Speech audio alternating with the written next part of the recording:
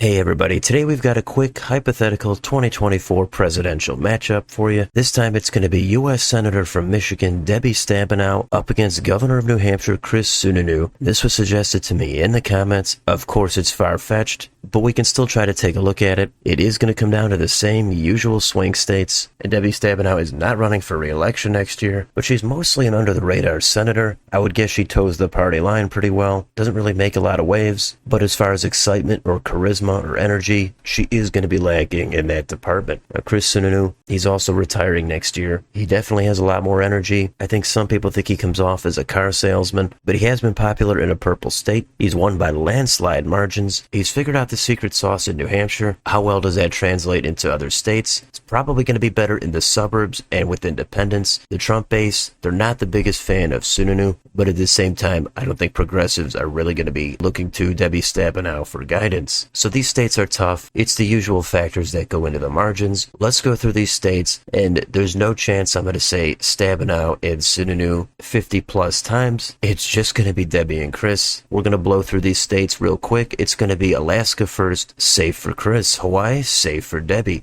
West Coast, Washington, Oregon, California, safe for Debbie. Now we've got Nevada. This would be a close state. I really did go back and forth on it. If you have it red or blue, I don't think you're crazy. I had it going blue initially. I thought about it even more, and I thought maybe with the trends and Chris having more appeal with independents or moderates than a Trump Republican would, I ended up giving it to him by a tilt margin. Idaho, Utah, safe for Chris. Down in Arizona, it's trended left, and it would be close, but in this matchup, I'm going to say it could tilt back toward Chris. Montana, Wyoming, safe for Chris. Colorado, I think this would still be just over 10 points, maybe 10, 10 and a half. Maybe at some point this state does swing back toward the right, starts getting down to mid-single digits, and maybe it does in this matchup, but I thought it was a little bit more likely that it does go safe for Debbie. New Mexico, likely for Debbie. North Dakota, South Dakota, safe for Chris. Nebraska at large, safe for Chris. The 2nd District, super close call, could go either way. I ended up settling on a tilt for Debbie. Kansas, Oklahoma, safe for Chris. Down to Texas, over 5, likely for Chris. Minnesota, maybe this gets closer, but I'm still seeing it at about a 5 to 6 point margin, likely for Debbie. Iowa, likely for Chris. Missouri, Arkansas, Louisiana, safe for Chris. Up and over to Wisconsin. It's usually a tough call. This is no exception. This is a state that just re-elected Democrat Tony Evers and Republican Ron Johnson. Anybody could win this. Now with Trump not on the ballot, maybe Chris cannot get the turnout he needs and it does go blue, but in the suburbs and with independents, I think Chris could make up just enough ground to flip this for a tilt margin. Illinois, safe for Debbie. Michigan,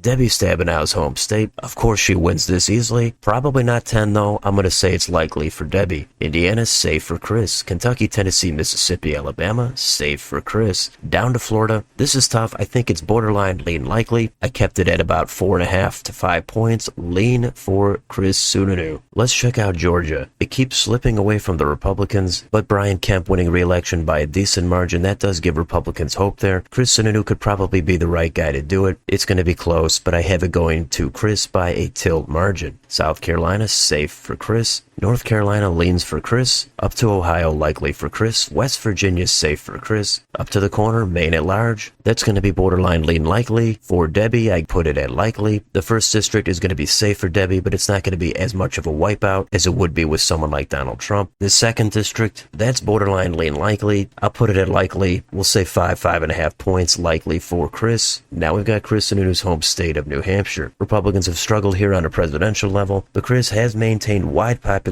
in his home state. I think he would win it. I think it would be by just over 5, probably 5.5 points. I'm going to put it at likely. Maybe you put it at lean, I understand, but it is going to go likely for Chris. Now we've got the blue states. These are still going to be safe, and they're going to be Vermont, New York, Massachusetts, Connecticut, Rhode Island, New Jersey, Delaware, Maryland, and Washington, D.C. Is it possible Chris Sununu could get one of these margins down under 10 points, possibly in a place like New Jersey? I think if it was a good night, he could do it, but until we see some noticeable changes going back toward the right and get some updated data, I'm going to leave those as safe blue. Now we've got Pennsylvania. This could go either way. Maybe Chris does better in the Philadelphia suburbs and is able to flip it, but he might lose out on some Trump support in Western PA, and the midterms were not too kind for the Republicans here on a statewide level. I think Chris would make it a little bit closer, but I'm going to still say it goes tilt for Debbie. And now we've got the last state of Virginia, Northern Virginia. That's where most of the action reaction is. They're not big fans of Republicans anymore. They despise Trump Republicans. Chris Sununu is not a Trump Republican. He would do much better, especially if he models himself after Governor Glenn Youngkin. I think he would do better than someone like Trump, so I have it going down to a lean margin, but it is close to a likely, probably another 4 to 5 point margin. So there's your final total. That's 282 for Chris Sununu, 256 for Debbie Stabenow. Looks like Sununu wins this one, but it is close. If you have Stabenow winning, I understand. If you have Sununu winning by a little bit wider margin, I understand that as well. But ultimately, I see Sununu as a little bit stronger of a candidate. I think he's going to have better appeal with younger voters than a traditional Republican. He has a lot of success under his belt in a purple or light blue state. Debbie Stabenow is under the radar. She's a little bit older. She's going to have to try to energize as many voters as she can. Maybe she could do it. Maybe Sununu falls flat with Trump voters and he doesn't make enough gains in the suburbs. That's a possibility. So you could probably tweak some of the margins in these states. Maybe you adjust Colorado down to a likely. Maybe you go up to a likely in Florida. Maybe one or two of these states flips. Of course, the national environment and the running mates matter. Seeing these two in a debate would matter. They're going to have to talk about all the controversial issues and whatever else is important at the time. I think Stabenow and Democrats would probably try to say Chris Sununu is too extreme. I don't think that would really work. They already used that up on the Trump Republicans, and Sununu is just not close enough to that direction. So Stabenow would probably come off as a dignified, experienced politician from the fairly important state of Michigan, but I don't know how much that's going to work.